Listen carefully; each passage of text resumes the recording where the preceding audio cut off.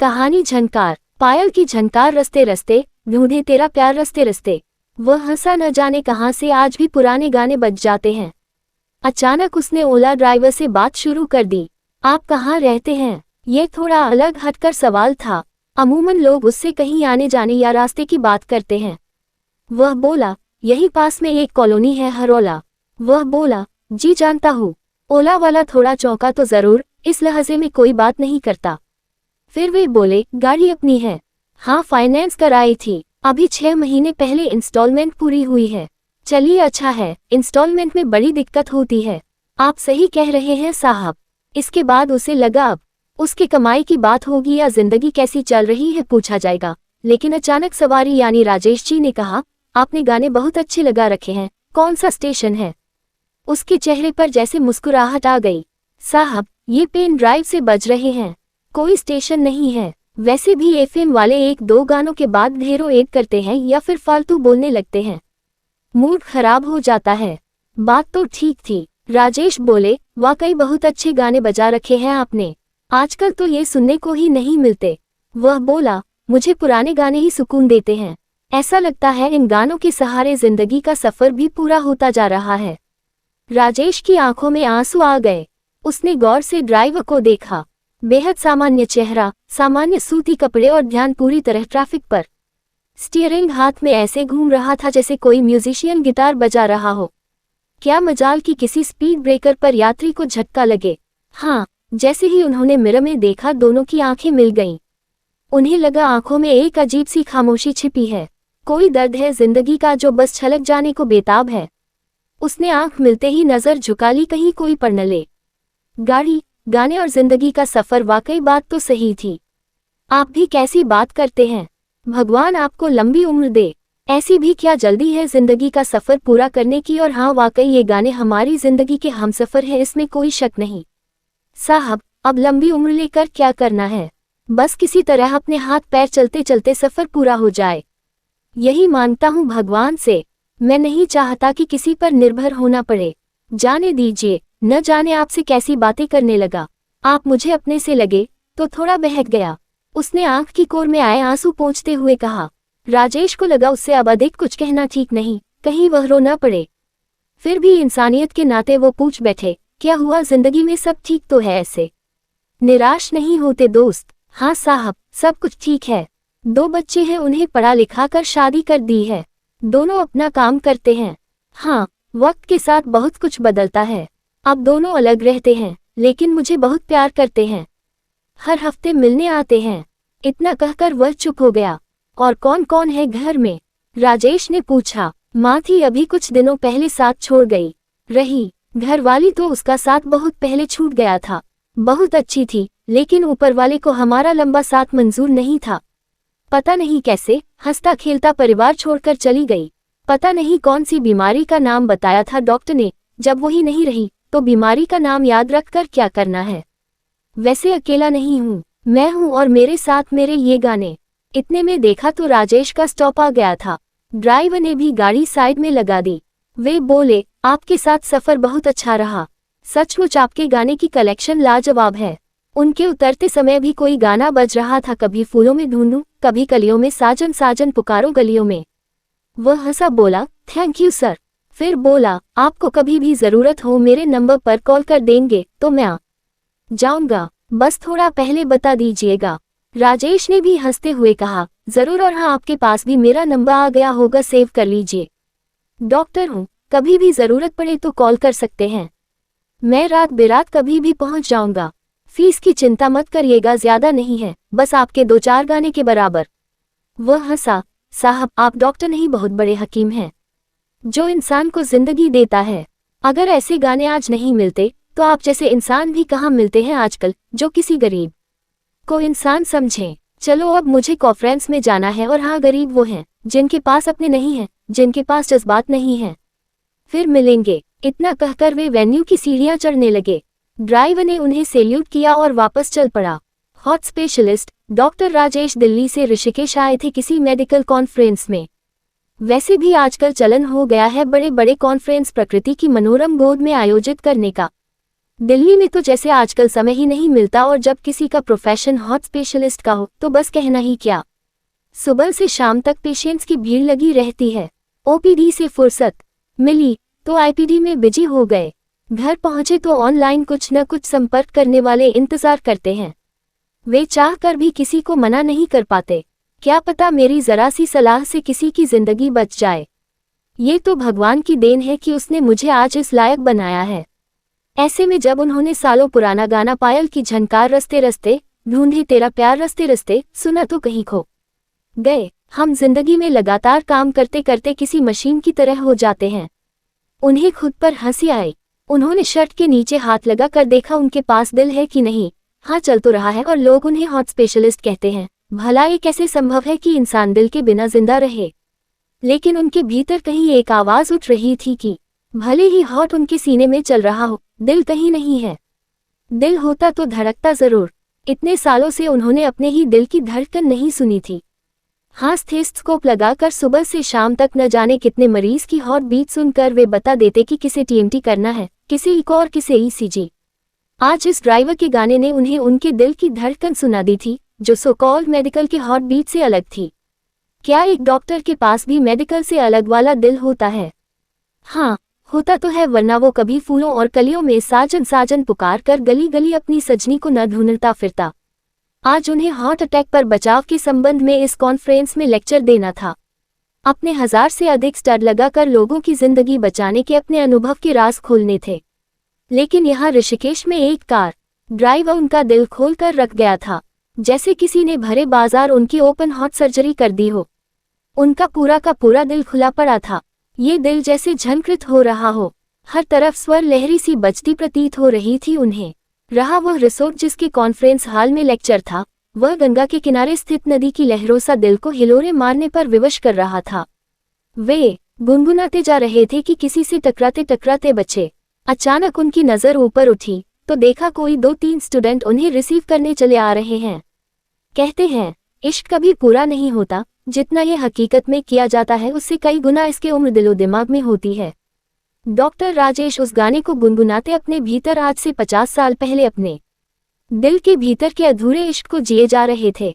जब वे एमबीबीएस की तैयारी कर रहे थे, क्लास 12 का फाइनल एग्जाम था और महीने भर बाद मेडिकल का एंट्रेंस टेस्ट। वे रात रात भर जागकर तैयारी करते। कोई भी इंसान भला मशीन कैसे हो सकता है। सामने खिड़की पर रुचि दिखती जो उन्हें देखकर मुस्कुरा देती। उस उम्र में इश्क का शौक तो था, पर वक्त नहीं। उनके भीतर भी रुचि को देख लहरें उठा करती, मगर एक तरफ किताबें होती और दूसरी तरफ खिड़की। एक दिन उन्होंने टेबल का डायरेक्शन बदलकर पीठ खिड़की की तरफ कर दी। न रहेगा बांस न बजेगी बांसुरी। जो नजर खिड़की की तरफ उठेगी ही नहीं तो ध्यान कैसे भटकेगा। वह जमाना भी और था। रुचि का बड़ी आसानी से घर आना जाना था। वह राजेश की माँ को चाची जी कहती। राजेश की इस बेरुखी ने रुचि का घर आना जाना और उसे चिढ़ाना बढ़ा दिया था। वह दिन में कभी भी आ जाती और राजेश को सुनाकर कहती, चाची आप तो शाकाहारी हो और पता है जो डॉक्टर बनते हैं वो क्या करते हैं, मेढक चीरते हैं मेढक। चाची, अरे क्या करना है इतना पढ़ लिख कर कि इंसान माँ बाप से दूर चला जाए, अपनों को ही भूल जाए। लेकिन चलो अच्छा है, डॉक्टर साहब कम से कम तुम्हारा और हमारा इलाज तो मुफ्त कर देंगे। क्यों डॉक्टर साहब, हमसे तो फीस नहीं लेंगे। राजेश का चेहरा लाल हो जाता। वह सिटपिटा जाता। कहीं पापा ने देख लिया तो पिटाई हो जाएगी। उस जमाने का इश्क कुछ ऐसा ही था। और उसकी माँ कहती, अरे अभी इसे पास तो होने दे, इतना आसान नहीं है डॉक्टर होना। हंसी मजाक में वक्त कब निकल गया पता ही नहीं चला। हाँ, वे एमबीबीएस में पहले ही एटेम्प्ट में क्वालिफाई कर गए थे, वह भी अच्छी रैंक से। रुचि ने कहा था, क्यों चाची, अब तो तुम डॉक्टर की मम्मी हो गई। पूरा मोहल्ला बधाई देने आया था और उसी भीड़ में रुचि ने चिल्लाकर कहा था, चाची इसे कह दो दिल का डॉक्टर बनेगा, हड्डियों और दांतों वाला नहीं। अब रुचि को हार्ट स्पेशलिस्ट का तो पता नहीं था, सो वह दिल का डॉक्टर ही बन गया। सिलेक्शन के बाद वह एमबीबीएस और फिर एमडी करके हार्ट स्पेशलिस्ट ही बन गया था। लेकिन रुचि के लिए दिल का मरीज। हाँ, रुचि फेल हो गई थी। वो बोर्ड का एग्जाम भी पास नहीं कर पाई थी, लेकिन वह जरा भी उदास नहीं थी। उसने हंसते हुए कहा था, मुझे तो बस ये खुशी है कि डॉक्टर साहब फर्स्ट डिवीजन पास हो गए। अरे अपने को पढ़ लिख कर कौन सा तीर मारना है। इस बार न सही अगले बार पास हो जाएंगे। वह जमाना ही ऐसा था कि बोर्ड का एग्जाम पास कर लेना बहुत बड़ी उपलब्धि मानी जाती थी। सीबीएसई एग्जाम की तरह नहीं कि जिसे देखो 90% से ऊपर नंबर ला रहा है। लोग भी फेल होने वाले विद्यार्थी को तसल्ली देते, अरे जाने दो, बोर्ड में कौन सी बड़े ईमानदारी से कॉपी जांचते हैं। हिंदी वाले टीचर को मैथ की कॉपी मिल जाती है, वह तो सब उछाल देता है। जो बिस्तर पर गिरी वह पास, जो नीचे गई वह फेल। 8 साल लगे थे राजेश को मेडिकल पूरी कर हार्ट स्पेशलिस्ट बनने में। उसके बाद इंटर्नशिप और फिर न जाने कितने नियम कानून, तब जाकर एम्स में पोस्टिंग हुए थी। और अब कोई 40 साल बाद कहीं इस उम्र तक आकर वे नाम और शोहरत की दहलीज पार कर पाए थे। अपनी जिंदगी में रुचि नामक जिस दिल की बीमारी को डॉक्टर राजेश सालों पहले भूल गए थे, आज ओला ड्राइवर के गानों और ऋषिकेश की वादियों ने उन्हें वही बीमारी याद दिला दी थी। एक उम्र की कोशिश से भुला दी है तेरी याद, लेकिन अभी उन यादों के साए नहीं जाते। डॉक्टर राजेश रुचि को तो भूल गए थे, भूलना क्या, सवाल ये कि वही याद भी थी क्या, और होती भी तो क्यों। कोई इश्क तो नहीं था उन्हें रुचि से, मगर कुछ नहीं था ये भी तो नहीं था। उन्हें याद है जब फर्स्ट ईयर के एग्जाम के बाद वो हॉस्टल से घर आए थे, तो रुचि ने हंसते हुए कहा था, डॉक्टर साहब इस साल हम पास हो गए हैं। डिवीजन मत पूछिएगा, हाँ इस बार जाने से पहले अपनी फोटो हमें दे दीजिएगा। हम भी तो अपनी सहेलियों को बता सके कि जिस डॉक्टर साहब की फोटो पेपर में छपी थी वो हमारे पड़ोसी हैं, हमें जानते हैं। वह मोबाइल और सेल्फी का जमाना नहीं था और एक एक फोटो मिलना भारी होता, वह भी ब्लैक एंड व्हाइट पासपोर्ट वाली। यह एक ह्यूमन नेचर है कि इंसान ऐसी बातों को अपने भीतर जीने लगता है और न जाने क्या क्या कल्पना करता रहता है। रुचि जो इतनी मुनहफिक थी पता नहीं कहाँ लुप्त हो गई। जब वो 5 साल बाद अपने मोहल्ले आए तो वह वहाँ नहीं थी। उसके पेरेंट्स का ट्रांसफर हो गया था और किसी तरह ग्रेजुएशन पूरा होते ही घरवालों ने कोई धन का रिश्ता देखकर उसकी शादी कर दी थी। ये बात उसे माँ से पता चली थी। वे अपने ख्यालों में खोए हुए थे कि अचानक उन्होंने देखा कुछ स्टूडेंट्स उन्हें विश कर रहे हैं और रिसीव करने आए हुए हैं। ओह, उन्होंने भी जवाब देते हुए सिर उठाया और देखा वे मेडिकल कॉलेज के 18 स्टूडेंट्स थे जो एमबीबीएस पूरी कर आगे की पढ़ाई कर रहे थे। कोई 4-5 लोग थे, 3 लड़के और 2 लड़कियां। अचानक उनकी नज़र किसी पर टिक गई। उनके मुंह से रुचि निकलते निकलते बचा। फिर अचानक उन्हें हंसी आ गई। रुचि अगर आज मिल भी जाए तो वह भी तो कोई 55 से 56 की होगी। यह 28 की लड़की रुचि कैसे हो सकती है। अक्सर इंसान अपने ख्यालों में कुछ इस तरह खो जाता है कि उसे अपने भीतर समय और उम्र के बोध का पता ही नहीं चलता। उन्होंने सभी का परिचय प्राप्त किया जैसे वह एक सामान्य व्यवहार हो। सभी से हाथ मिलते हुए एक एक का नाम पूछा। जो उन्हें रुचि लग रही थी वह भावना थी।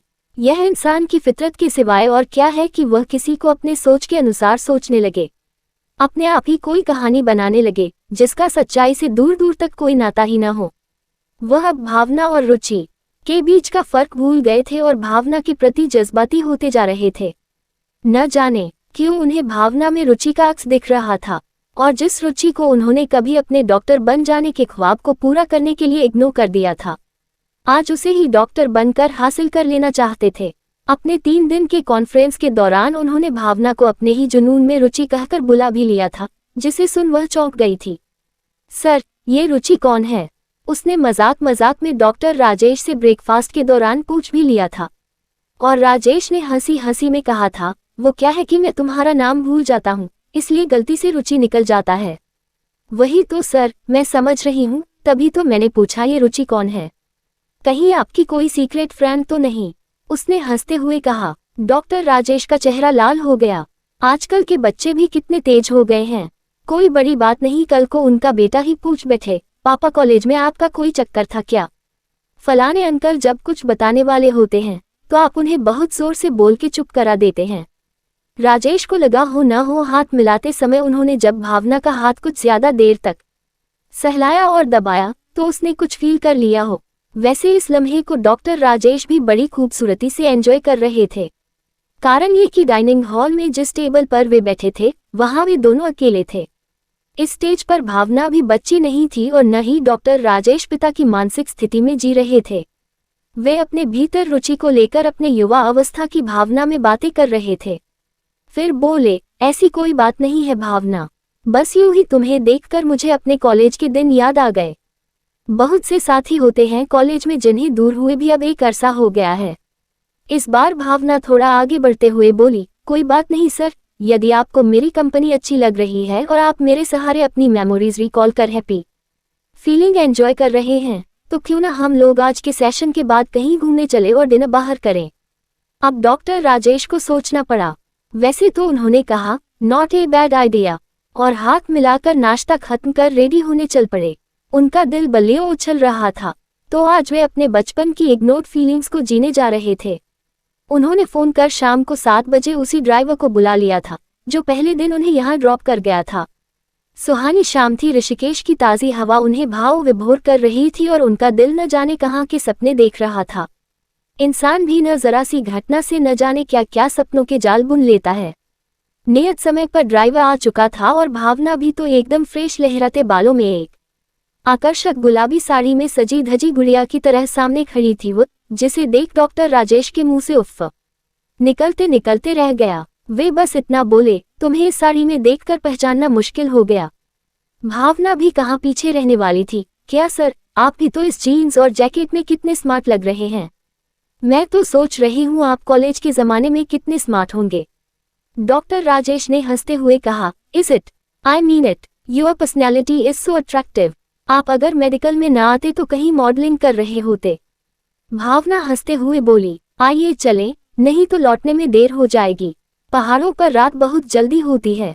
इतना कहकर दोनों गाड़ी में पीछे बैठ गए। जैसे ही गाड़ी चली कि ड्राइवर वाले भाई साहब की प्लेलिस्ट चालू हो गई, रहे न रहे हम महका करेंगे, बन के सबा बन के कलीबागे वफा में।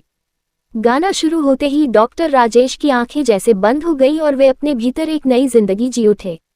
उसके एमबीबीएस में सिलेक्शन के समय हॉस्टल जाते समय रुचि ने यही गाना तो बजाया था अपनी खिड़की पर उन्हें सुना के फुल वॉल्यूम में। हाँ, उस दिन वो इस गाने को सुनने के लिए अपनी टेबल हटाकर खुद खड़े हो गए थे।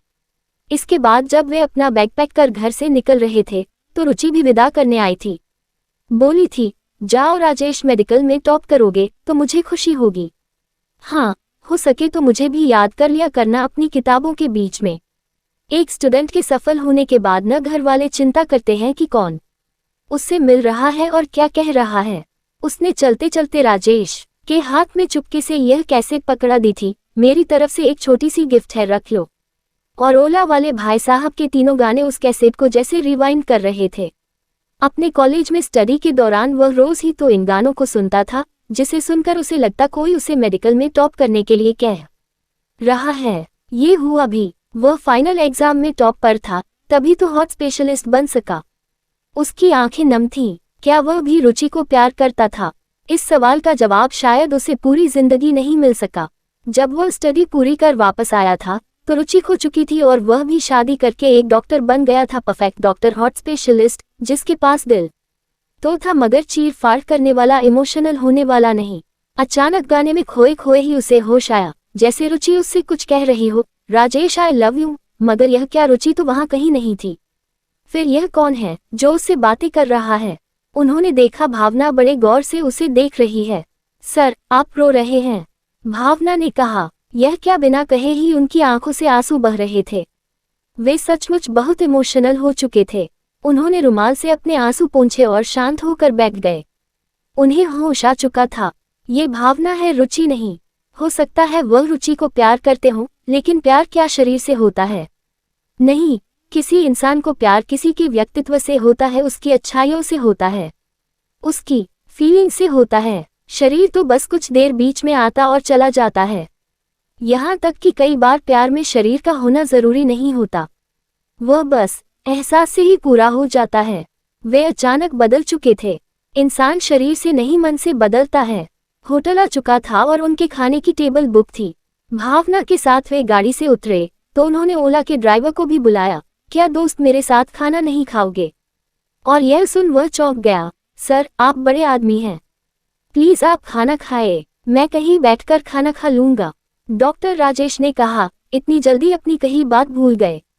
कल ही तो तुम मुझे लेकर आए थे और कह रहे थे कि साहब आप डॉक्टर नहीं बहुत बड़े हकीम हैं जो इंसान को जिंदगी देता है। अगर ऐसे गाने आज नहीं मिलते तो आप जैसे इंसान भी कहाँ मिलते हैं। इतना कहकर जब डॉक्टर राजेश ने उसका हाथ पकड़ा तो भावना भी देखती रह गई। सचमुच डॉक्टर राजेश तो बहुत बड़े इंसान निकले। वह कुछ नहीं बोली। उसे समझ में आ चुका था कि आज इंटर्नशिप का एक बहुत बड़ा लेसन इस इंसान से मिलने वाला है। वे तीनों रिजर्व डाइनिंग टेबल पर बैठे थे और तब डॉक्टर राजेश ने कहा, भावना, क्या कहूँ, भगवान ने मुझे 2 बेटे दिए हैं। कभी कभी सोचता हूँ वह मुझे बेटी देता तो वह बिल्कुल तुम्हारी तरह होती। इतना कहकर जब उन्होंने स्नेह से भावना के हाथ का स्पर्श किया तो इस बार भावना की आंखों में आंसू आ गए। सर, न जाने क्यों आज एक लंबी ट्रेनिंग के बाद मुझे एहसास हो रहा है कि एक डॉक्टर भी इंसान होता है, जिसके सीने में दिल होता है। यह अलग बात है कि हार्ट का ऑपरेशन करते समय उसे अपने जज्बाती दिल को ऑपरेशन थिएटर के बाहर छोड़ना होता है। हाँ, ये बात सिर्फ डॉक्टर राजेश जानते थे कि वे एक डॉक्टर हैं, हार्ट स्पेशलिस्ट, जो अच्छी तरह समझ रहे हैं कि रुचि और भावना में बुनियादी फर्क है। हृदय की झनकार और हार्ट बीट्स एक नहीं होती। हमें हार्ट बीट्स के साथ जीना होता है, झनकार के साथ नहीं।